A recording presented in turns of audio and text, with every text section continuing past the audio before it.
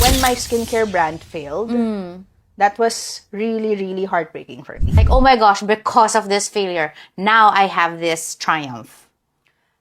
When my skincare brand failed, that was really, really heartbreaking for me because I really gave everything there. Yeah. And it's still like, sometimes I still think about it. I still feel really sad. But the lesson that I learned there was that maybe I'm a bootstrapper kasi. I started that skincare brand. I only had like put 30,000 pesos Yeah.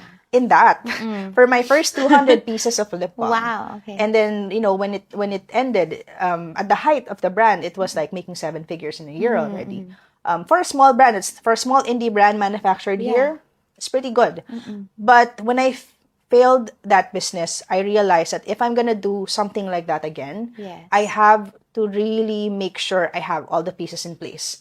So that's like enough money, Yes. enough runway. I have to have a good team. And I really have to understand how I want to take it forward. Because a lot of the time, I do something, because I'm a creator, I'm a creative.